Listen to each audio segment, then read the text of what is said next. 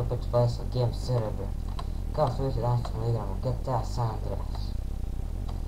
I ovaj klip neće biti dugačak.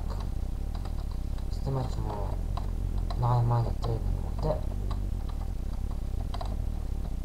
I ako vam se svidi klip, lajkujte, šarujte i ostalo. I tako, danas ćemo malo da se vozimo po gradu. Kao sam rekao, neće biti druga vožnja, to je to klip. Onda ćemo se zezamo.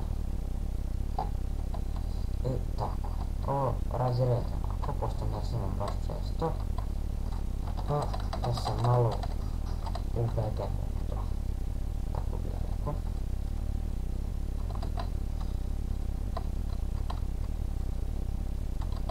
Ovo mi je omiljeni auto, najviše volim voziti, ovo čak i najbolje vozim s njim, tako da bi je to. Ne, kišu, ne volim kišu.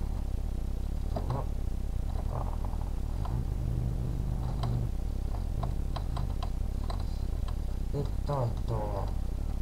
Otpor. Tam se možda ćemo završiti. Opa.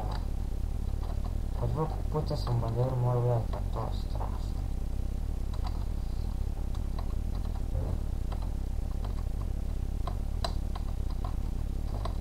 Ne volim se slutat.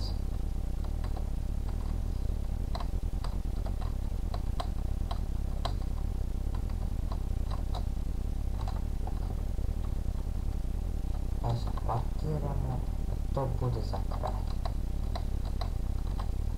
Kao što sam rekao, ovo neće biti dug video, onako čisto radi reda, malo strane i to.